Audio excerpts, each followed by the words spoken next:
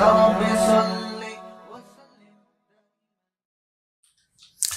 اللہ الرحمن الرحیم۔ سورہ حج کا رکوع نمبر 6 اور 17ویں پارے کا رکوع نمبر 14، اس کا ترجمہ ہو چکا تھا، جس کی تفسیر شروع کروں گا میں۔ اعوذ باللہ من الشیطان الرجیم، بسم اللہ الرحمن الرحیم۔ اذن للذین یقاتلون بانہم ظلموا، اجازت دی گئی ہے ان لوگوں کے لیے جن کے ساتھ قتال کیا گیا۔ کس چیز کی اجازت دی گئی؟ یعنی قتال ہی کی اجازت دی گئی۔ بِأَنَّهُمْ ظُلِمُوا، اس سبب سے کہ ان پہ ظلم کیا گیا ہے۔ اس سے پہلے رکوع میں اللہ تعالیٰ نے یہ وعدہ کیا تھا کہ اللہ تعالیٰ يُدَافِعُ عَنِ الَّذِينَ آمَنُوا، جو ایمان والے لوگ ہیں ان کی مدد کرے گا۔ تو مدد کی صورت کیا ہوگی؟ اب اس کا بیان ہے۔ وہ صورت یہ ہوگی کہ جب مشرکین تم سے قتال کریں تو تم بھی جواب میں قتال کر سکتے ہو۔ شروع میں مسلمانوں کو اجازت نہیں تھی قتال کرنے کی۔ مکہ میں آپ کو پتہ ہے قرآن بار بار کہتا تھا کہ فَاصْبِرُوا، صبر کرو، وَمَا صَبْرُكَ إِلَّا بِاللَّهِ، اللہ سے مدد مانگو صبر کی۔ اور برائی کا جواب وَجَزَاءُ اِدْفَعْ بِالَّتِي هِيَ أَحْسَنُ، جب کوئی تم سے برا سلوک کرے تم جواب میں اچھا سلوک کرو۔ تو یہ احکام تھے۔ اس کے بعد اللہ نے اجازت دی کہ یہ اگر تم سے لڑتے ہیں تو تم بھی اب لڑو۔ اور پھر تیسرے نمبر پہ اللہ کا حکم آیا کہ یہ نہیں بھی لڑیں تو تم اب ان سے لڑو، یعنی تم اب جو ہے وہ دنیا میں دین کو غالب کرنے کے لیے جہاد کرو، قتال کرو۔ تو یہ اس کو کہتے ہیں تدریجن، یعنی اسٹیپ بائی اسٹیپ اسلامی حکام آئے ہیں۔ یہاں ایک اشکال ہوگا کہ اس سے پہلے کی جو آیات تھیں ان میں تو صلح حدیبیہ کا تذکرہ چل رہا تھا کہ عمرہ کرنے سے روک دیا گیا، تو اس پہ اللہ تعالیٰ نے بیت اللہ کی عظمت کو بیان کیا، حج کے حکام بیان کیے کہ یہ جو بقعہ مبارک ہے جس کو بیت اللہ کہا جاتا ہے یہ کیسی چیز ہے، کیا اس کے احکام ہیں، کیا فضیلت ہے۔ تو جبکہ لڑائی کی اجازت تو بدر میں مل چکی تھی، یہ تو حدیبیہ سے پہلے ہے۔ تو اس کا جواب یہ ہے کہ یہ آیتیں پہلے نازل ہوئی ہیں، جو اب آیتیں میں پڑھ رہا ہوں نا جہاد کی اجازت والی، اور حدیبیہ والی آیتیں بعد میں نازل ہوئی ہیں۔ تو ایسا ہوا ہے قرآن میں کہ جو آیتیں بعد میں نازل ہوئیں ان کو پہلے لکھا گیا، جو پہلے نازل ہوئی ان کو بعد میں لکھا گیا۔ وجہ اس کی ہے کہ قرآن کو جو کتابی شکل میں جب لکھا گیا ہے، یعنی سورت کی جو آیتوں کی ترتیب دی گئی ہے وہ الگ ہے۔ اس میں حکمت کیا ہے؟ اس میں حکمت یہ ہے کہ اس میں بلاغت، جب ریٹن فارم میں ہم کسی چیز کو لے کر آتے ہیں اور قیامت تک کے لیے جب اس کو جس ترتیب سے پڑھا جائے گا تو وہ پڑھنے کے لحاظ سے اللہ کا علم چونکہ کامل ہے، تو اللہ کے علم میں تقاضا کیا کہ پڑھنے کے لحاظ سے ترتیب الگ ہو اور نزول کے لحاظ سے ترتیب الگ ہو۔ اب پڑھنے کے لحاظ سے ترتیب ایسی کیوں رکھی گئی کہ جو جہاد کی آیتیں پہلے نازل ہوئی تھیں ان کو اللہ نے بعد میں لکھا سورہ حج میں، اور حدیبیہ والی آیتیں، حدیبیہ والا واقعہ بعد میں ہوا اور ان آیتوں کو پہلے۔ تو اس میں علماء نے حکمت یہ بیان کی ہے کہ حدیبیہ کا جو واقعہ ہے اس میں اللہ نے وعدہ کیا نا کہ میں تمہاری مدد کروں گا، تو مدد کی یہ صورت بیان کی کہ تمہیں جہاد کی اجازت دی گئی ہے۔ تو یہ اس لحاظ سے پچھلے والے واقعے سے اس کی مناسبت ہو گئی کہ جب اللہ تمہارا دفاع کرے گا نا تو سب کچھ اللہ خود نہیں کرے گا، تم سے کروائے گا، تمہیں لڑنا پڑے گا، تمہیں جوابی کارروائی کرنی پڑے گی۔ تو یہ تاکہ یہ ایک سیاق کے ساتھ، ایک نظم کے ساتھ اس قصے کا واقعہ، اس صلح حدیبیہ اور جہاد کی آیتوں کو آپس میں ربط پیدا ہو جائے۔ باقی نازل ہونے میں جو حکمت تھی وہ یہی حکمت تھی کہ پہلے نازل کی جائیں وہ آیتیں جن میں جہاد کی اجازت دی جا رہی ہے، تاکہ ان آیتوں کی بیس پہ صحابہ کرام لڑنے کے لیے تیار ہو جائیں۔ اب سوال یہ پیدا ہوتا ہے کہ یہ شروع میں صبر کا حکم کیوں تھا، بعد میں دفاعی جہاد کی اجازت دی گئی، پھر اقدامی جہاد کی؟ تو دفاع اور اقدام میں فرق یہ ہوتا ہے، دفاع کہتے ہیں کہ دشمن آپ پہ حملہ کرے تو آپ کو دفاع کرنے کی اجازت، اور اقدام کا مطلب ہوتا ہے کہ آپ خود بڑھ چڑھ کے دشمن پہ حملے کریں آپ۔ تو یہ اس لیے کہ اللہ نے دنیا کو دارالاسباب بنایا ہے۔ مکہ میں مسلمانوں کے پاس طاقت نہیں تھی، اور اگر اس وقت لڑنے کی اجازت ہوتی تو لڑائی میں فائدے کے بجائے نقصان تھا، مشرکین غالب آ جاتے۔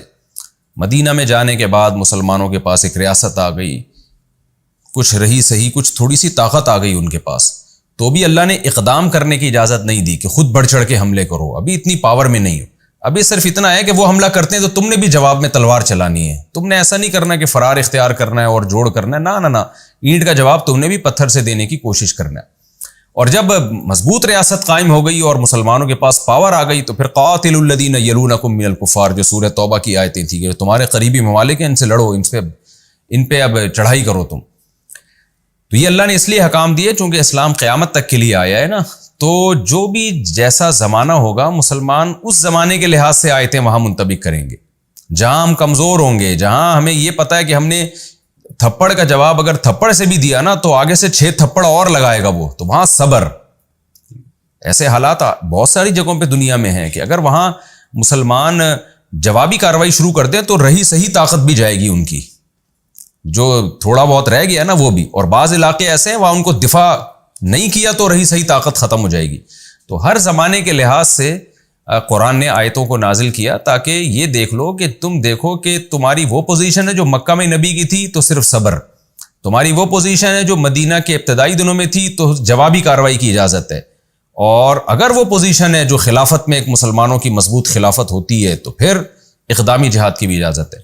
اس سے آپ یہ بھی اندازہ لگا سکتے ہیں کہ ہمارے ہاں جو کچھ سر پھیرے قسم کے لوگ جو ہر جگہ بس لڑنے ہی کی بات کرتے ہیں وہ بھی غلط ہے، اور کچھ ایسے ہیں جنہوں نے جہاد ہی کا انکار کر دیا، جو لڑائی کی جہاں ضرورت ہے وہاں بھی کہتے ہیں نہیں لڑو، وہ بھی غلط ہے. تو یہ دونوں افراط و تفرید کا شکار ہیں. اچھا ہمارے ہاں بہت سے ایک طبقہ ایسا ہے کہ جب ان کو کہا جاتا ہے کہ آپ کے پاس کچھ بھی نہیں ہے لڑنے کے لیے، نہ افرادی قوت ہے نہ طاقت ہے، تو آپ کیسے لڑو گے، کیوں لڑتے ہو، اس سے تو رہی صحیح طاقت بھی جائے گی. تو جواب میں کہتے ہیں کہ پھر کیا یوں ہی بیٹھے رہیں، پھر ہم کچھ بھی نہ کریں. یہ بہت غلط دلیل ہے. بھائی جو کر سکتے ہیں اسباب کی دنیا میں وہ کریں. آپ جب لڑنے کی پاور نہیں ہے تو یعنی اس کا یہ مطلب ہوا کہ ایک آدمی میں لڑنے کی طاقت نہیں ہے اور وہ یہ سوچ کے لڑ رہا ہے کہ پھر میں کچھ بھی نہ کروں، تو یہ کوئی دلیل نہیں ہوتی. دنیا میں بعض جگہیں ایسی ہیں جہاں مسلم ممالک، جہاں غیر مسلم ریاستیں ہیں، ان میں بغاوت مسلمانوں نے شروع کی ہے، جس کا نقصان یہ ہونے لگا ہے کہ وہ مسلمان انتہائی منورٹی میں انتہائی کمزور ہیں، وہ طاقتیں بڑی مضبوط ہیں، انہوں نے بہت طاقت کے ساتھ مسلمانوں کو ایسا کچلا ہے کہ ایک ظلم کا ایک نہ ختم ہونے والا سلسلہ شروع کر دیا.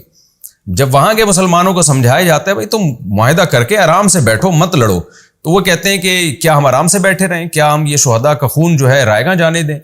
تو نہ ہر جگہ جہاد ہوگا، نہ ہر جگہ صبر ہوگا. تو گراؤنڈ ریئلٹی کو دیکھ کر فیصلہ کیا جائے گا کہ اسباب کی دنیا میں آپ میں لڑنے کی طاقت اور فتح اور نصرت کی امید ہے تو ٹھیک ہے، نہیں ہے تو آپ آرام سے بیٹھیں. ہمیں نبی صلی اللہ علیہ وسلم کی سیرت اور قرآنی آیات سے یہی پتہ چلتا ہے.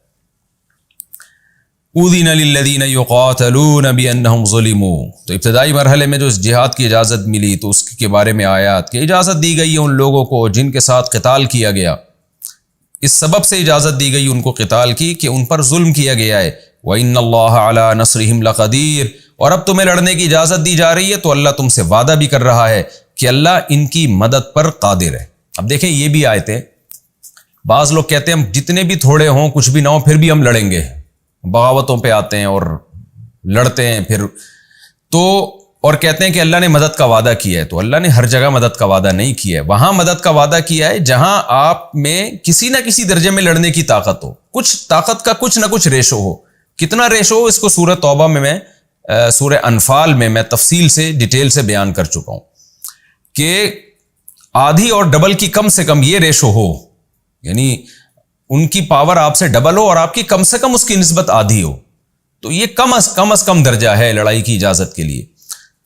وَإِنَّ اللَّهَ عَلَىٰ نَصْرِهِمْ لَقَدِيرٌ، اللہ ان کی مدد پر قادر ہے. الَّذِينَ أُخْرِجُوا مِن دِيَارِهِمْ، یہ وہ لوگ ہیں جن کو ان کے گھروں سے نکالا گیا. صحابہ کرام کو لڑائی پر ابھارا جا رہا ہے کہ تم پر ظلم کیا، تمہیں تمہارے گھروں سے نکالا، بغیر حق، ناحق نکالا. إِلَّا أَن يَقُولُوا، صرف اس بات پہ کہ یہ لوگ یہ کہا کرتے تھے ربنا اللہ، ہمارا رب اللہ ہے.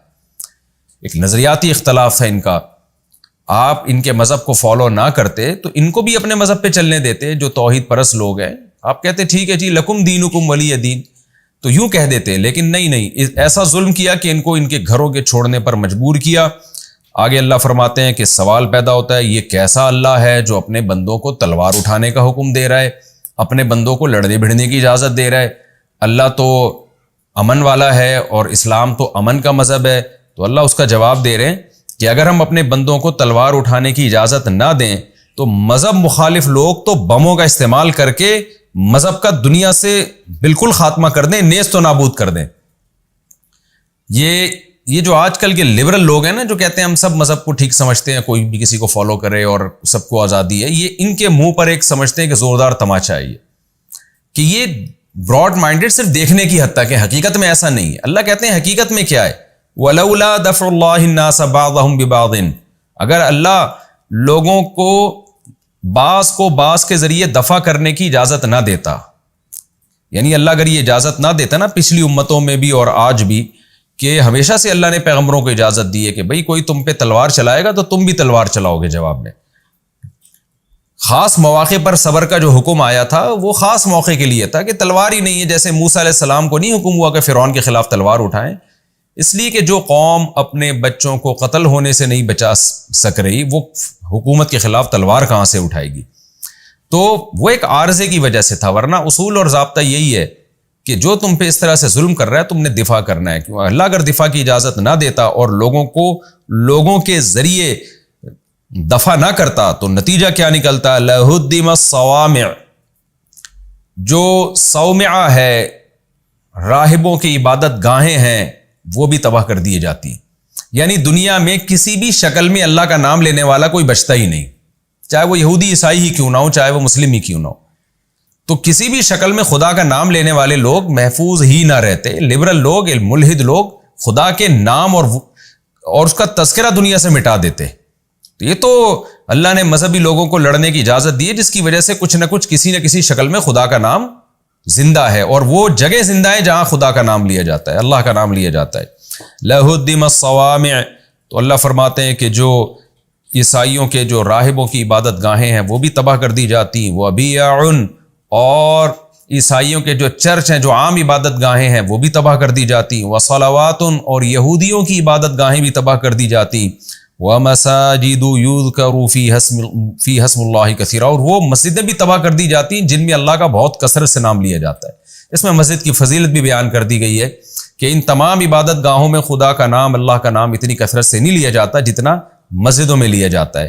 تو 5 ٹائم اذانیں ہوتی ہیں، 5 ٹائم اللہ کو یاد کیا جاتا ہے. اس کے علاوہ بھی لوگ عبادت کرتے ہیں مسجد میں. تو یہ ساری وہ جگہیں جہاں اللہ کو یاد کیا جاتا ہے سب ملیا میٹ کر دی جاتی. لیکن وَلَيَنْصُرَنَّ اللَّهُ مَن يَنْصُرُهُ، اللہ ضرور اس کی مدد کرے گا جو اللہ کی مدد کرے گا. اللہ نے اپنے دین کی مدد کو اپنی مدد قرار دے دی ہے. یہ اللہ کو اپنے دین سے محبت اتنی ہے، تو جو اللہ کی مدد کرے گا اللہ بھی اس کی مدد کرے گا. کیا مطلب؟ جو اللہ کے نام کو زندہ رکھنے کی کوشش میں لڑے گا اللہ بھی اس کی مدد کرے گا. تو جیسے کہ اللہ نے کرتا رہا ہے، اللہ کتنی سیکولر قوتوں نے کتنی کوشش کی ہے مذہب کو دبانے کی، اللہ کے نام کو مٹانے کی، کتنے زور لگائے ہیں.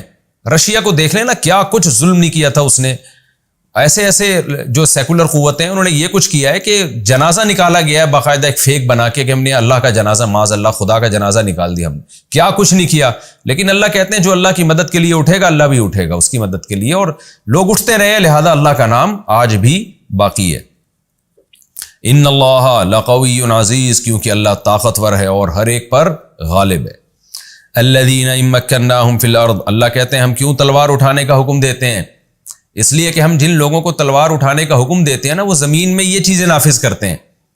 اور جو کہتے ہیں نا اسلام تلوار سے پھیلا ہے اور اس مذہب کو تلوار کا استعمال نہیں کرنا چاہیے، یہودیوں نے جو ماضی میں تلوار چلائی، جب یہودی مذہب برحق تھا وہ تلوار بھی غلط تھی، اور عیسائیوں نے جو جہاد کیا اپنے دور میں وہ بھی غلط تھا، اور مسلمانوں نے جو جہاد کیا وہ بھی غلط تھا.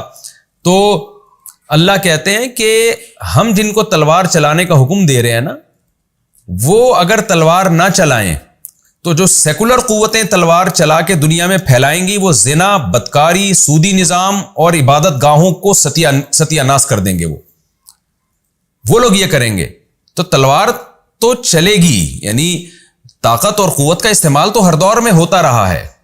یہ ہو نہیں سکتا کہ قوت استعمال نہ ہو. آپ نہیں کریں گے باطل کر لے گا، اور باطل کر کے کیا کرے گا؟ جس کا پہلی آیات میں ذکر کہ وہ اللہ کے نام کو دنیا سے ختم کر دے گا، جیسے کہ آج ہو رہا ہے نا. سیکولر قوتوں میں اللہ کے نام کی تو کوئی ویلیو ہی نہیں ہے. بہت زیادہ وہ براڈ مائنڈڈ بن کے انہوں نے اس کی اجازت دے دی. ٹھیک ہے بھی، نجی محفلوں میں کوئی اللہ کو یاد کرنا چاہے، مسجد جانا چاہے، مندر جانا چاہے، نہیں بھی جانا چاہے اس کی مرضی. زنا کے اڈے بھی کھول دیے، مسجدیں بھی کھول دی. بہت زیادہ جو لبرل ملک ہے انہوں نے یہ کام کیا، ورنہ ماضی میں تو زیادہ تر سیکولر قوتیں بالکل مذہب کا گلا گھونٹتی رہی ہیں. اور پھر انہوں نے کیا بے حیائی کو طاقت کے زور سے دنیا میں نافذ کیا ہے. تو اللہ کہتے ہیں کہ ہم جن لوگوں کو تلوار چلانے کا حکم دے رہے ہیں نا اس کی برکت سے ہوگا کیا. وہ برکت کیا ہے؟ الذین ان مکناہم فی الارض، یہ وہ لوگ ہیں جب ہم ان کو زمین میں حکومت دیتے ہیں. اقاموا الصلاۃ، یہ نمازوں کو قائم کرتے ہیں، یعنی اللہ کی یاد ہوتی ہے زمین پہ، خدا کو یاد کیا جاتا ہے، اور ظاہر ہے جب اللہ کو یاد کیا جائے گا تو دنیا میں خیر اور برکت ہوگی، لوگ ایک دوسرے کے بھی حقوق ادا کریں گے۔ آپ اللہ کو بیچ سے نکال دیں گے تو والدین کے لیے اولڈ ہاؤس بنیں گے، پھر رشتہ داریاں ٹوٹیں گی جیسے کہ ٹوٹ رہی ہیں۔ تو زمین میں اللہ کی یاد کے لیے یہ نمازوں کے نظام کو قائم کریں گے، وآتوا الزکاۃ، زکاتیں دیں گے، یعنی حقوق العباد بھی حقوق اللہ بھی، یعنی لوگوں میں لوگوں کے ساتھ خیر خواہی کا بھی جذبہ پیدا ہوگا اللہ کو راضی کرنے کے لیے۔ یہ ایک سائن ہے، اشارہ ہے، یعنی اللہ کے حقوق بھی زندہ ہوں گے اور مخلوق کے حقوق بھی زندہ ہوں گے۔ آج نہ اللہ کے حقوق زندہ ہو رہے ہیں نہ مخلوق کے حقوق ہو رہے ہیں۔ وَأَمَرُوا بِالْمَعْرُوفِ، فرمایا نیکی کا حکم دیں گے، کیونکہ ریاستی سطح پہ امر کہتے ہیں آرڈر کو۔ ابھی ہم نیکی کے لیے واعظ و نصیحت تو کر سکتے ہیں، کوئی چلے ٹھیک ہے، نہیں چلے نہیں، لیکن جب ریاست قائم ہوگی تو اللہ کہتے ہیں پھر نیکی کا آرڈر دیا جائے گا، اچھے کام گورنمنٹ کے آرڈر پہ ہوں گے، باقاعدہ شراب پہ پابندیاں لگیں گی، وَنَهُوا عَنِ الْمُنکَر، برائیوں سے روکیں گے، یہ نہیں کمانا روکیں گے، آرڈر اللیگل ہے، یہ آپ کو اس کی پرمیشن نہیں ہے، زنا کی پرمیشن نہیں ہوگی، نماز چھوڑنے کی پرمیشن نہیں ہوگی، سود کی پرمیشن نہیں ہوگی، گورنمنٹ لیول پہ خیر نافذ ہوگی۔ تو اللہ کہتے ہیں نہیں، امر بالمعروف، اچھائی کا حکم دیا جائے گا اور برائی سے لوگوں کو روکا جائے گا۔ اس سے صاف پتہ چلتا ہے کہ ریاست کے بارے میں جو کہا جاتا ہے نا کہ وہ لوگوں کو نیکی کی ترغیب دے سکتی ہے، زبردستی نیکی نہیں کرا سکتی، یہ بالکل غلط ہے۔ اسلامی ریاستوں میں ہمیشہ سے جو اسلام میں فرائض اور واجبات ہیں، مستحبات پہ تو کوئی زور نہیں لگا سکتا، لیکن جو فرائض واجبات ہیں وہ اسلامی ریاست مسلمانوں پہ وہ طاقت کے زور سے ان کو مجبور کرے گی کہ آپ یہ کام کریں۔ سعودی عرب میں آپ کو معلوم ہے ایک طویل عرصے تک یہ قانون رہا ہے کہ آپ کو نماز کے وقت میں دکان کھولنے کی اجازت نہیں تھی اگر آپ مسلم ہیں۔ ہاں غیر مسلم ہے تو اس کے لیے تو اسلام نے کہا ہے کہ لا اکراہ فی الدین، دین میں زبردستی نہیں ہے، لیکن مسلم اگر کوئی ہوگا تو اس کو رمضان کا روزہ چھوڑنے کی اجازت نہیں ہوگی، اس کو نماز چھوڑنے کی اجازت نہیں ہوگی، ایک عورت کو بے پردہ گھومنے کی اجازت نہیں ہوگی، فحاشی کی اجازت نہیں ہوگی، یہ سب شراب پینے کی اجازت نہیں ہوگی، شراب پہ کوڑے لگیں گے۔ تو جو آج لبرل قسم کے اسکالر آ گئے ہیں اور وہ کہتے ہیں کہ ریاست زبردستی نہیں کر سکتی، یہ بالکل غلط ہے۔ تو جو اسلام لائے گا ریاست اس پہ زبردستی کرے گی۔ نبی کے دور میں تو زکوٰۃ بھی زبردستی وصول کی جاتی تھی۔ تو یہ اللہ تعالیٰ نے قرآن مجید میں بتایا، تو اس سے ظاہر ہے کتنی خیر پھیلے گی سوسائٹی میں۔ آگے اللہ فرماتے ہیں وَلِلَّهِ عَاقِبَةُ الْأُمُورِ، اور تمام امور کا انجام اللہ کے ہاتھ میں۔ کیا مطلب؟ وقتی طور پر اگر اہل اسلام کو شکست ہوئی، آزمائشیں آئیں جیسے احد میں ہو گئی، یا وقتی طور پر نقصان ہوا، تو انجام تمہارا ہی اچھا ہوگا اگر تم صحیح سمت میں چلنا شروع ہو گئے۔ آگے اللہ فرماتے ہیں وَإِن يُكَذِّبُوكَ، اے نبی اس کے بعد بھی اگر یہ آپ کا انکار کرتے ہیں تو آپ تسلی رکھیے، فَقَدْ كَذَّبَتْ قَبْلَهُمْ قَوْمُ نُوحٍ، آپ سے پہلے نوح علیہ السلام کی قوم نے بھی جھٹلایا، وَعَادٌ، قوم عاد نے بھی جھٹلایا، وَثَمُودُ، اور ثمود کی قوم نے بھی جھٹلایا، وَقَوْمُ إِبْرَاهِيمَ، ابراہیم کی قوم نے بھی جھٹلایا، وَقَوْمُ لُوطٍ، لوط علیہ السلام کی قوم نے بھی جھٹلایا، وَأَصْحَابُ مَدْيَن، مدین والوں نے بھی جھٹلایا، وَكُذِّبَ موسیٰ، موسیٰ کو بھی جھٹلایا گیا۔ دیکھیں یہاں اللہ نے یہ نہیں کہا کہ قوم موسیٰ، موسیٰ کی قوم نے بھی جھٹلایا، کیونکہ تمام پیغمبروں کی قوموں نے جھٹلایا، موسیٰ کی قوم بنی اسرائیل نے نہیں جھٹلایا، اس لیے اللہ نے یہ نہیں کہا وَقَوْمُ موسیٰ، بلکہ کہا وَكُذِّبَ موسیٰ، موسیٰ کو بھی جھٹلایا گیا۔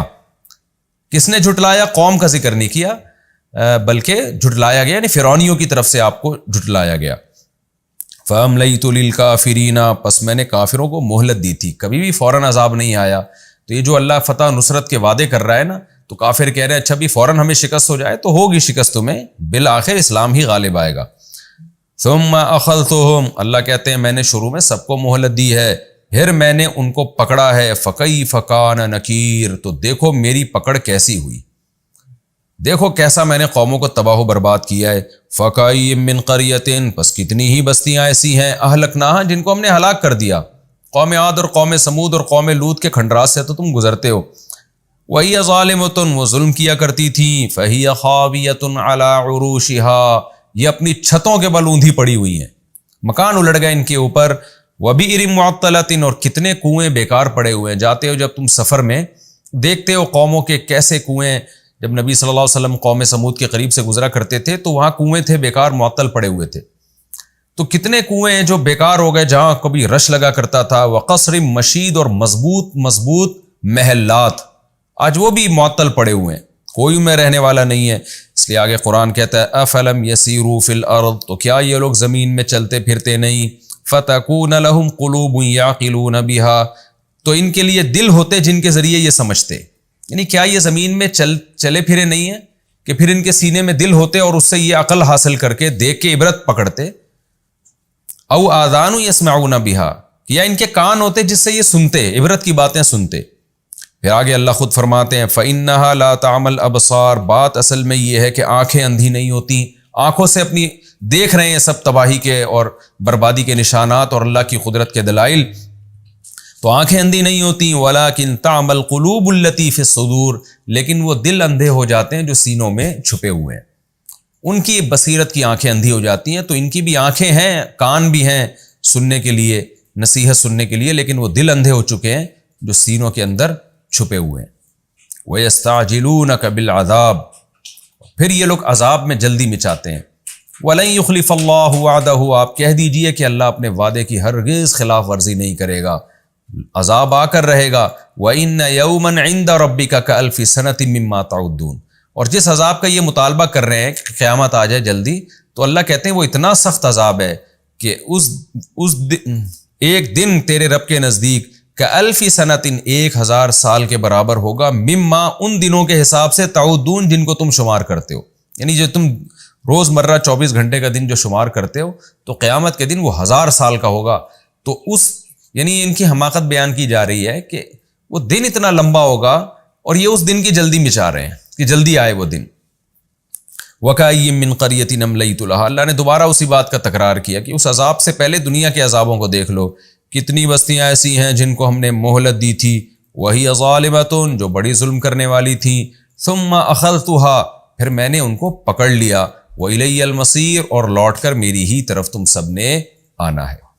یہ بھی ہمارا رکوع الحمدللہ کمپلیٹ ہو گیا۔ اس رکوع میں اہم ترین کہ دفاعی جہاد کی اللہ نے جو اہل اسلام کو اجازت دی اس کا تذکرہ، اور جہاد کے جو مختصر احکام ہے وہ میں پہلے سورہ توبہ میں، سورہ انفال میں بھی بیان کر چکا ہوں، اور یہاں بھی کچھ مختصر میں نے بیان کر دیے۔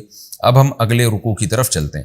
جہاد کے بارے میں جب بھی کوئی کہا کرے نا اسلام تلوار سے پھیلا ہے، تو ان سے فوراً بول دیا کریں کہ کفر نے کیا پھیلایا ہے، اسلام نے تلوار سے اخلاقیات، صلہ رحمی، نمازوں کو پھیلایا ہے نا، زنا کو روکا ہے۔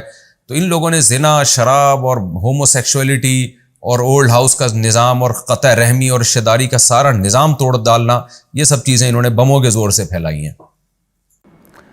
اب ہم اگلے رکوع کی طرف چلتے ہیں جی۔ سورہ حج کا رکوع نمبر 7 اور 17ویں پارے کا رکوع نمبر 14، حسب معمول مختصر گرامر لفظی ترجمے کے ساتھ، پھر انشاءاللہ اس کی تفسیر ہوگی۔ ہم ترجمہ شروع کرتے ہیں۔ بسم اللہ الرحمن الرحیم۔ قل یا ایھا الناس، آپ کہہ دیجئے کہ اے لوگو، انما، میں تو صرف، انا، میں، لکم نذیر مبین، تمہارے لیے صرف ایک ڈرانے والا ہوں واضح طور پر۔ فالذین آمنوا، پس جو لوگ ایمان لائے، وعاملوا الصالحات، اور نیک اعمال کیے انہوں نے، لہم مغفرۃ، ان کے لیے مغفرت ہے، ورزق کریم، اور عزت کا رزق ہے ان کے لیے۔ والذین سعوا، اور وہ لوگ جنہوں نے کوشش کی، دوڑ لگائی، یہاں کوشش کے معنی میں ہے سعی، فی آیاتنا، ہماری آیات میں۔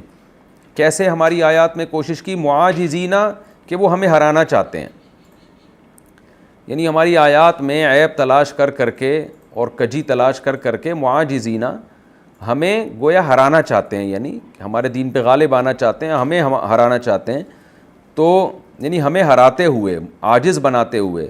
اولئک اصحاب الجحیم، یہ وہ لوگ ہیں جو جہنم والے لوگ ہیں۔ وما ارسلنا من قبلک من رسول، اور نہیں بھیجا ہم نے آپ سے پہلے کوئی رسول، ولا نبی، اور نہ کوئی نبی، الا اذا تمنا، مگر یہ کہ اس پیغمبر نے جب بھی تلاوت کی ہے، تمنا امنیہ کہتے ہیں تلاوت کرنے کو بھی، ظاہری الفاظ سے جب کسی چیز کو پڑھتے ہیں نا، جیسے کہ سورہ بقرہ میں بھی آیت گزری ہے کہ وَمِنْهُمْ أُمِّيُّونَ لَا يَعْلَمُونَ الْكِتَابَ إِلَّا أَمَانِيَّ، کہ ان میں بہت سے ان پڑھ ہیں جو کتاب میں صرف ظاہری الفاظ کو جانتے ہیں۔ امانیہ، وہاں بھی امنیہ کی جمع امانی، تو وہاں بھی امانیہ کا لفظ۔ تو ظاہری الفاظ جب ہم پڑھتے ہیں نا کسی چیز کے، تو اس کو امنیہ کہا جاتا ہے، اور امانی اس کی جمع آتی ہے، اور تمنا اس پڑھنے کے عمل کو کہا جاتا ہے، باب تفاعل سے، اصل میں تمنین تھا، تمنا یا تکلفہ کی طرح۔ وما ارسلنا من قبلک من رسول ولا نبی، اور نہیں بھیجا ہم نے آپ سے پہلے کسی رسول کو اور نہ کسی نبی کو، الا مگر اذا تمنا، جب انہوں نے تلاوت کی، یعنی ظاہری الفاظ پڑھنا شروع کیے جو وحی پہ نازل ہوئے تھے اور انہوں نے لوگوں کے سامنے پڑھنا شروع کیے، القى الشیطان فی امنیتہ، تو شیطان نے ان کی تلاوت میں القاء کیا۔ القاء کا مطلب وسوسے کو القاء کیا، تفسیر میں ڈیٹیل آئے گی انشاءاللہ۔ فینسخ اللہ ما یلقی الشیطان، پھر اللہ نے مٹا دیا اس چیز کو جو شیطان نے ڈالی تھی، یعنی القاء جو شیطان نے کیا تھا اللہ نے اس کو ختم کر دیا۔ ثم یحکم اللہ آیاتہ، پھر اللہ نے اپنی آیتوں کو محکم کر دیا، مضبوط کر دیا پہلے سے بھی زیادہ۔ واللہ علیم حکیم، اللہ جاننے والا اور حکمت والا ہے۔ اور یہ سب کچھ کیوں ہوا؟ لیجعل ما یلقی الشیطان، تاکہ بنا ڈالے اللہ اس چیز کو جو شیطان نے ڈالی تھی۔ کیا بنا ڈالے؟ فتنۃ للذین فی قلوبہم مرض، فتنے کا ذریعہ بنا دیں ان لوگوں کے لیے جن کے دلوں میں مرض ہے، شک کا مرض ہے، وہم کا مرض ہے، ان کے لیے فتنے کا ذریعہ بنا دے شیطان کے القاء کو۔ والقاسیۃ قلوبہم، اسی طرح ان لوگوں کے لیے بھی فتنے کا ذریعہ بنا دے القاسیۃ قلوبہم، جن کے دل سخت ہو چکے ہیں، یعنی ہدایت قبول کرنے سے۔ قسا یقسو کا معنی ہوتا ہے سخت ہونا، قسوہ قلبی کہا جاتا ہے نا گاڑی اردو میں، کہ دل کی سختی۔ وَإِنَّ الظَّالِمِينَ، اور بے شک ظالمین لوگ، لفی شقاق بعید، شقاق مخالفت کو کہتے ہیں، ایسی مخالفت میں ہیں بعید جو حق سے بہت دور ہے، یعنی دور کی مخالفت میں پڑے ہوئے ہیں۔ وَلِيَعْلَمَ الَّذِينَ أُوتُوا الْعِلْمَ، اور اس لیے بھی یہ سب کچھ ہوتا ہے، یعنی جب نبی تلاوت کرتے ہیں تو شیطان القاء کرتا ہے، وسوسے القاء کرتا ہے، کیوں؟ وَلِيَعْلَمَ الَّذِينَ أُوتُوا الْعِلْمَ، تاکہ جان لیں وہ لوگ جن کو علم ہے، جن کو علم دیا گیا ہے، أَنَّهُ الْحَقُّ مِن رَبِّكَ، کہ یہ سب کچھ حق ہے رب کی طرف سے ہے۔ تفسیر میں انشاءاللہ اس کی ڈیٹیل آئے گی۔ فَيُؤْمِنُوا بِهِ، پھر وہ ایمان لائیں اس کے اوپر، یعنی یہ سب کچھ ہم اس لیے کرتے ہیں، شیطان کا القاء، پھر اللہ کی طرف سے اس القاء کو ختم کرنا، یہ سارا پروسیس اس لیے ہوتا ہے کہ ظالمین لوگوں کے لیے یہ چیز فتنے کا ذریعہ بنے، اور جن کو علم دیا گیا ہے ان کو اور یقین ہو جائے کہ واقعی یہ اللہ کی طرف سے برحق آیتیں ہیں، تاکہ وہ اس پر مزید ایمان لے آئیں۔ فَتُخْبِتَ لَهُ قُلُوبُهُمْ، پھر ان کے دل اس کے لیے بالکل جھک جائیں، اور ان کے ایمان میں ترقی ہو جائے۔ وَإِنَّ اللَّهَ، اور بے شک اللہ تعالیٰ، لَهَادِ الَّذِينَ آمَنُوا، لام تاکید کے لیے، ہادی کا معنی ہدایت دینے والا، اللہ رہنمائی کرنے والا ہے ایمان والوں کی، إِلَىٰ صِرَاطٍ مستقیم، سیدھے راستے کی طرف۔ وَلَا يَزَالُ الَّذِينَ كَفَرُوا، لا یزالو کئی بار آ چکا ہے، کنٹینیو کسی کام میں رہنا، اس کو لا یزالو کہا جاتا ہے، اور کنٹینیو مستقل رہیں گے کافر لوگ، فی مریۃ منہ، اس قرآن کی طرف سے شک میں، حتی تأتیہم الساعۃ بغتۃ، یہاں تک کہ آ جائے ان کے پاس قیامت اچانک، او یاتیہم، یا آ جائے عذاب یوم عقیم، بانجھ دن کا عذاب۔ بانجھ کہتے ہیں اس عورت کو نا جس کے بچہ نہ ہو، تو بانجھ ہر اس چیز کو بھی کہا جاتا ہے جس میں خیر نہ ہو، یعنی خیر سے محروم دن، یعنی قیامت کا دن جو کافروں کے لیے خیر سے محروم ہوگا، جب تک وہ نہیں آ جاتا یا اچانک قیامت نہیں آ جاتی یہ لوگ شک میں ہی رہیں گے۔ الملک یومئذ للہ، بادشاہت جس دن ایسا ہوگا، یومئذ یعنی جس دن قیامت قائم ہوگی، بادشاہت اللہ ہی کے لیے ہوگی، یحکم بینہم، وہ اللہ ان سب کے درمیان فیصلہ کرے گا۔ فالذین آمنوا وعملوا الصالحات، پس جو لوگ ایمان لائے اور نیک اعمال کیے، فی جنات النعیم، وہ بہشت کے باغات میں ہوں گے۔ والذین کفروا، اور جو لوگ کافر ہوئے، وکذبوا بآیاتنا، اور انہوں نے ہماری آیات کو جھٹلایا، فاولئک لہم عذاب مہین، پس یہ وہ لوگ ہوں گے جن کے لیے رسوا کرنے والا عذاب، مہین اہانت سے، توہین، مہین، توہین، اہانت، یہ ایک ہی جیسے الفاظ ہیں، ایک ہی ان کا جو مادہ ہے اصل وہ ایک ہی ہے، تو رسوا کرنے والا ان کے لیے عذاب ہوگا۔ یہ ہمارا رکوع ترجمہ ہو گیا اس کا، ہم تفسیر کی طرف چلتے ہیں، یعنی سورہ حج کا رکوع نمبر 7 اور 14، اس کا کی تفسیر کی طرف چلتے ہیں ہم۔ پچھلے رکوع میں اللہ تعالیٰ نے جہاد کی اجازت دی، پھر گویا جو اسلام دشمن لوگ ہیں ان کو اللہ نے ڈرایا کہ غلبہ اسلام ہی کا ہوگا اور اللہ کا عذاب آئے گا، تو اسی مضمون کی تکمیل ہے اس رکوع میں۔ اللہ نے اپنے نبی صلی اللہ علیہ وسلم سے فرمایا کہ آپ ان کو صاف طور پر بتا دیں کہ میں تمہیں اللہ کے عذاب سے ڈرانے کے لیے آیا ہوں، تمہاری مرضی ایمان لاؤ نہ لاؤ، لیکن یہ ایک حقیقت ہے کہ اللہ کا عذاب تم پر آ کر رہے گا، نیک لوگوں کو جنت اور بروں کو جہنم کی آگ کا مزہ چکھنا پڑے گا۔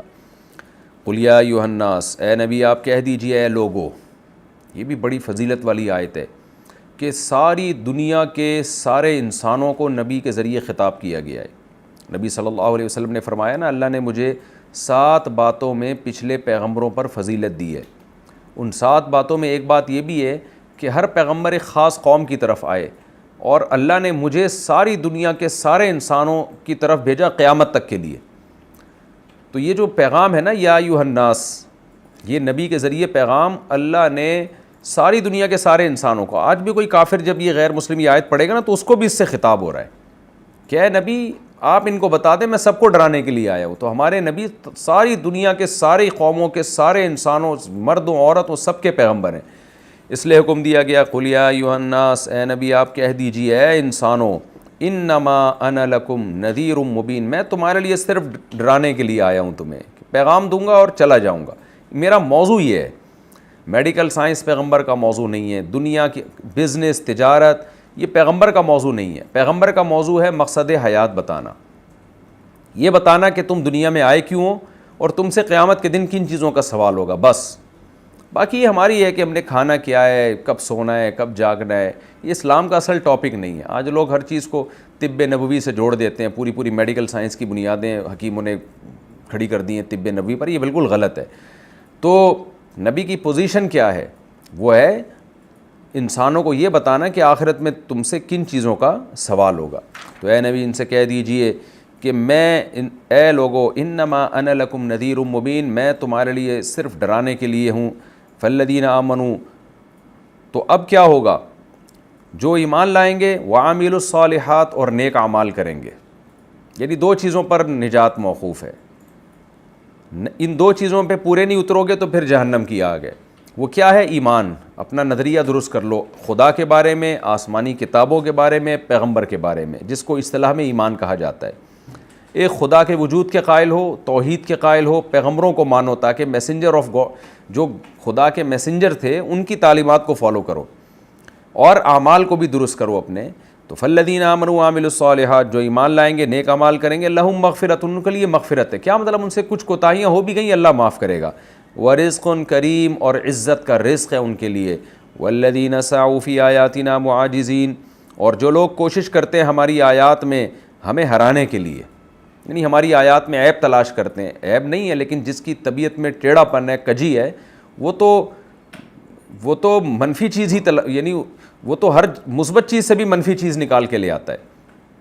تو جیسے کہ مشرکین نا کرتے رہتے تھے کچھ نہ کچھ اعتراض، تو اعتراض کرنے والوں کا تو منہ کبھی بند ہی نہیں ہوتا. تو اللہ کہتے ہیں، میں نے بتایا بار بار قرآن میں کہ قرآن یا تو کامیاب ترین لوگوں کا تذکرہ کرتا ہے یا ناکام ترین لوگوں کا. یعنی قرآن کی عادت ہے کہ درمیانے طبقے کو نہیں بیان کرتا. کامیابی میں ایکسٹریم لیول پہ جو کامیاب ہیں ان کو بیان کرے گا، یا ایکسٹریم لیول پہ جو ناکام ہیں. تو ایکسٹریم لیول پہ کامیاب وہی ہیں جو ایمان بھی ہو، نیک اعمال بھی ہوں، اور انتہائی درجے کے ناکام وہ ہیں جو کافر بھی ہوں اور اسلام دشمن بھی ہوں. تو اس لیے اللہ نے اسلام دشمنوں کا تذکرہ کیا کہ وہ لوگ جو ہماری آیات میں ہمیں ہرانے کے لیے، یعنی اسلام کو مغلوب کرنے کی کوشش کرتے ہیں. اولئک اصحاب الجحیم، یہ جہنم والے لوگ ہیں. اب وہ کیا کیسے کرتے ہیں؟ آگے اللہ نے فرمایا وما ارسلنا من قبلک من رسول ولا نبی. ہوتا یہ ہے کہ نبی صلی اللہ علیہ وسلم پہ جب بھی آیات نازل ہوئیں، آپ کو پتہ ہے کہ جو پروپیگنڈا کرنے والے لوگ ہوتے ہیں نا، پوری بات کبھی نہیں سنتے. وہ ہمیشہ ادھوری بات سے ایک باطل چیز کی بنیاد رکھ کے پروپیگنڈا کرتے ہیں. تو مشرکین بھی یہی کیا کرتے تھے. جب قرآن کی کوئی آیت نازل ہوتی تو اس کے بارے میں ان کو کچھ اشکالات ہوتے، وہ فوراً، یہ نہیں کہ نبی سے اس اشکال کا جواب پوچھیں، یا ہو سکتا ہے اگلی آیت میں اس اشکال کا جواب آ جائے، وہ فوراً اس پہ پروپیگنڈا شروع کر کے وسوسے پھیلانا شروع کر دیتے تھے. اور شیطان بھی ان کے دل میں وسوسے ڈالتا تھا کہ دیکھو اس آیت میں تو یہ ہے، یہ تو اس کا تو یہ مطلب ہے، اس کا تو یہ مطلب ہے. جیسے آج آپ دیکھا ہوگا بعض اسکالرس کا کام ہے کہ لوگوں کی عیب ہی تلاش کرتے رہنا ہر وقت بیٹھ کے. تو وہ مشرکین یہ کام کرتے تھے.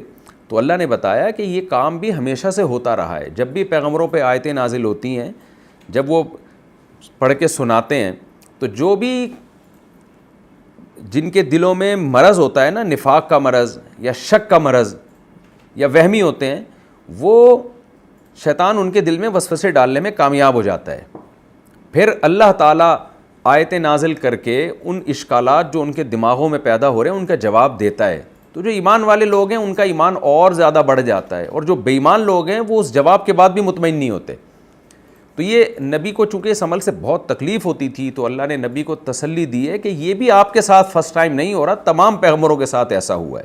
تو اسی مضمون کو اللہ نے قرآن میں بیان کیا, وما ارسلنا من قبلک من رسول ولا نبی, کہ ہم نے کوئی پیغمبر آپ سے پہلے کوئی رسول یا نبی نہیں بھیجا, الا اذا تمنا, مگر جب بھی انہوں نے آیات کی تلاوت کی ہے, القى الشیطان فی امنیتہ, شیطان نے اپنا کام کیا اس تلاوت میں, القاء کیا. القاء کا مطلب وسوسے القاء کیے, یعنی اس تلاوت کے بیچ میں سامنے والے جو لوگ ہیں نا ان کے دلوں میں وسوسے ڈالے ہیں کہ اچھا اس کا تو یہ, اس سے تو یہ سب پتہ چل رہا ہے, یہ تو غلط بات ہو رہی ہے. جیسے کہ آپ جب کوئی اسپیچ کر رہے ہوتے ہیں تو جو نیوٹرل ہو کے بیٹھتے ہیں نا وہ آپ کی تقریر سے ان کو فائدہ ہوتا ہے, لیکن جو بغض لے کے بیٹھیں گے تو وہ ہر چیز میں کیڑے نکالتے رہیں گے. مجھے یاد ہے مسجد نبوی میں ایک عالم کا درس ہو رہا تھا, بڑا اچھا درس ہو رہا تھا, 2-4 لوگ شرارتی بیٹھے ہوئے, وہ کیا بات کر رہے, وہ بار بار کہہ رہے دیکھو انہوں نے جو نبی صلی اللہ علیہ وسلم کا نام لیا ہے نا یہ بے احترامی سے نام لیا ہے, یہ اکرام نہیں کیا, تو یہ گستاخ رسول ہے. 2-4 بندے بیٹھ کے نا مسلسل یہی تبصرہ کیے جا رہے. میں سوچ رہا کہ یہ پوری تقریر میں نا ان کو بس کہیں درود شریف, وہ بیچارے مولانا صاحب درود شریف زبان سے ادا کرنا بھول گئے, یا کوئی لفظ ایسا بول دیا جو بہت اعلیٰ معیار کے احترام کے خلاف تھا, تو اس کو پکڑ کے بیٹھ رہے ہیں اور وہ پوری تقریر کو نہیں سن رہے. تو ایسے فسادی لوگ ہر جگہ ہوتے ہیں. ڈاکٹر ذاکر نائک کی جیسے ایک مثال ہے نا, انہوں نے ایک دفعہ اردو میں, وہ بہت زیادہ ماہر نہیں ہے, انہوں نے کہہ دیا کہ نبی صلی اللہ علیہ وسلم پر پتہ نہیں کیا لفظ کہہ دیے تھے, موت واقع ہوئی تھی یا کیا, تو وہ اس کو لوگوں نے اچھال لیا کہ دیکھو یہ تو گستاخ رسول ہے, تو جس کو نبی کی عظمت ہی جس کے دل میں نہ ہو وہ دین کا کیا کام کرے گا. تو یہ فسادی ہر دور میں ہوتے ہیں. تو قرآن میں بھی ایسے ہی کیا کرتے تھے. نبی صلی اللہ علیہ وسلم جب آیتیں پڑھ کے مشرکین کو سناتے تو وہ نیگیٹو سوچنا شروع کر دیتے. تو اللہ کہتے ہیں یہ شیطان ان کے دلوں میں القاء کرتا ہے, اور پھر اللہ اس شیطان کے وسوسوں کو دور کرنے کے لیے اپنی آیات کو محکم کرتا ہے. ان اشکالات کا جواب یا تو وحی کے ذریعے نازل کر دیتا ہے, یا پیغمبر خود ان اشکالات کا جواب دے دیتے ہیں. تو جس کو ایمان والوں کا ایمان اور بڑھ جاتا ہے, اور جن کے دل میں فساد ہے وہ پھر بھی مطمئن نہیں ہوتے. تو اسی مضمون کو اللہ نے بیان کیا کہ ہم نے جس پیغمبر کو بھی بھیجا, اذا تمنا, جب انہوں نے تلاوت کی ہے, القى الشیطان فی امنیتہ, شیطان نے ان کی تلاوت میں خلل ڈالا ہے, فینسخ یعنی وسوسے ڈالے لوگوں کے دلوں میں, فینسخ اللہ ما یلقی الشیطان, شیطان جو پھر وسوسے ڈالتا ہے اللہ اس کو منسوخ کا معنی ازالہ کر دیتا ہے, یعنی ان آیات ان اشکالات کا جواب دے کے جو ان کے دلوں میں پیدا ہو رہے ہیں. ثم یحکم اللہ آیاتہ, پھر اللہ اپنی آیات کو مضبوط کر دیتا ہے, یعنی پہلے بھی مضبوط تھی اور زیادہ مضبوط کس چیز سے, وسوسوں سے اور ہر طرح کے اشکالات سے. واللہ علیم حکیم, اللہ علم والا اور حکمت والا ہے. تو یہ ہوتا کیوں ہے, اللہ شیطان کو وسوسے ڈالنا دیتا کیوں ہے؟ تو اس کا اللہ نے جواب دیا کہ یہ علام عاقبت کے لیے, یعنی جس کا نتیجہ یہ نکلتا ہے, لیجعل ما یلقی الشیطان, تاکہ اللہ بنا ڈالے اس چیز کو جو شیطان القاء کر رہا ہے, فتنۃ للذین فی قلوبہم مرض, ان کے لیے فتنہ بناتے جن کے دلوں میں پہلے ہی بیماری ہے. اچھا ہے وہ نہ لائیں ایمان, وہ وسوسوں میں ہی پڑے رہیں اور ان کے جرم میں اضافہ ہو. والقاسیۃ قلوبہم, اور جن کے دل سخت ہیں, نصیحت قبول ہی نہیں کرنی, تو ان کے لیے یہ چیز اور فتنے کا ذریعہ بنتی ہے. وَإِنَّ الظَّالِمِينَ لَفِي شِقَاقٍ بَعِيدٍ, اور یہ ظالم لوگ بڑی دور کی مخالفت میں پڑے ہوئے ہیں, یعنی جو حق سے بہت دور ہے. جو اتنی مخالفت میں پڑا ہوا اس کی سمجھ میں بات کہاں آتی ہے. وَلِيَعْلَمَ الَّذِينَ أُوتُوا الْعِلْمَ, اور تاکہ جان لیں وہ لوگ جن کو علم دیا گیا ہے, کتابوں کا علم ہے, جن کو پتہ ہے کہ بھئی یہ وسوسے تو ہر دور میں ہوتے رہے ہیں, ان کو اور یقین ہو جائے, یعنی اشکال اور اس کا جب جواب اللہ کی طرف سے نازل ہوگا تو ان کو اور یقین ہو جائے, انہ الحق من ربک, کہ اے محمد صلی اللہ علیہ وسلم یہ برحق ہے تیرے رب کی طرف سے ہے. فیؤمنوا بہ, وہ اور زیادہ اس پر ایمان لے آئیں, کیونکہ ایمان تو پہلے بھی تھا, وہ اور ایمان لے آئیں. فتخبت لہ قلوبہم, اور ان آیتوں کے لیے ان کے دل بالکل جھک جائیں اور اطمینان ہو جائے ان کو کہ یہ واقعی اللہ کا کلام ہے, کہ کچھ تھوڑا سا وسوسہ پیدا ہوا تھا, اللہ نے اس کا بھی ہمیں جواب دے دیا.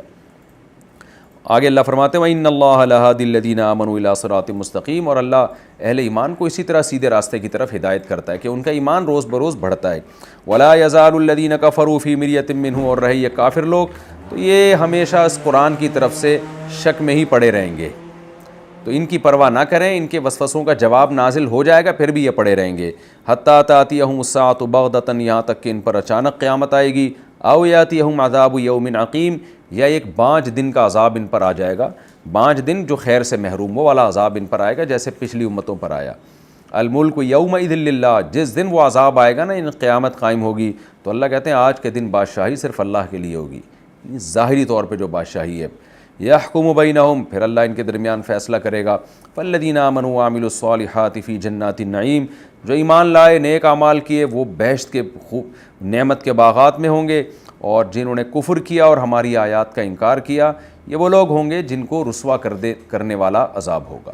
یہ ہمارا رکوع الحمدللہ کمپلیٹ ہو گیا۔ یہاں ایک اہم بات یہ کہ یہ جو آیت ہے نا قرآن مجید کی، کہ ہم جب بھی آیتیں نازل کرتے ہیں تو شیطان اس میں القاء کرتا ہے، اس میں ایک ضعیف روایت بھی ہے، موضوع روایت، بعض نے تو موضوع کہا اس کو، کہ نبی جب تلاوت کر رہے تھے تو دوسری کوئی غلط آیتیں بھی آپ نے پڑھنا شروع کر دیں، تو مشرکین نے کہا کہ یہ کیا پڑھ رہے ہیں، پھر اس پہ قرآن نے اس آیتوں کو منسوخ کیا۔ وہ تلک الغرالیق العلا، اس طرح کی آیات، وہ بالکل صحیح روایت نہیں ہے وہ، اور بہت بڑے بڑے محدثین نے اس کا انکار کیا ہے، وہ من گھڑت واقعہ ہے۔ اللہ تعالیٰ میں سمجھنے کی عمل کی توفیق عطا فرمائے۔ اگلے ایپیسوڈ میں انشاءاللہ میں سورہ حج کا رکوع نمبر 8 اور 17ویں پارے کا رکوع نمبر 15 شروع کروں گا۔ وما علینا الا البلاغ۔